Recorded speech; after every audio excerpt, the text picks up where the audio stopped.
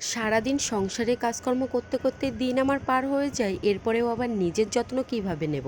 আবার চলে আসলাম ছোট্ট একটা মিনি ব্লগ নিয়ে, কারণ তোরা মিনি ব্লগগুলো দেখতে ভীষণ পছন্দ করো। তো যাই হোক, এই তো এখানে হচ্ছে বিছানার চাদরটা আমি পেতে দিলাম, আর এই চাদরটা হচ্ছে ছিঁড়ে গেছে আর অন্য সমস্ত কিছু কেচে দিয়েছি। তাই নতুন তার পাতলাম না, যেহেতু বুঝেই গেছো যে এই 4টে দিন কিন্তু পুজো দিতে পারবো না, প্রত্যেকেই কিন্তু দেবে না। তাই যেটা পাতা ছিল তাই সেই চাদরটাই আমি পেতে নিলাম। এই তো এখন হচ্ছে আমি আল্লাহ শোকেসটা কিন্তু গুছিয়ে নিচ্ছি, বেশ ভালো করে মুছে নিয়ে। এই তো এখন পরপর করে এক এক করে সমস্ত জিনিসটাই কিন্তু আমি গুছিয়ে নিচ্ছি। আর আমাদের এই ঘরে এত পরিমাণে যে গ্যাসগুলো খসে খসে পড়ে, যে প্রত্যেক দিনই কিন্তু আমাকে পরিষ্কার করলেও আবার কিছুক্ষণ পরে এসে দেখা যাবে যে যেরকমটা ছিল ঠিক সেরকমই কিন্তু হয়ে গেছে।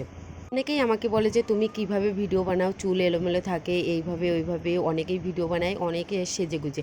তো যাই হোক, আমার সংসারে এই কাজকর্ম করতে করতে আমার কিন্তু দিন পার হয়ে যায়। এতে সত্যি কথা বলতে আমি আমার নিজের কেয়ার কোনো মতেই কিন্তু করতে পারি না।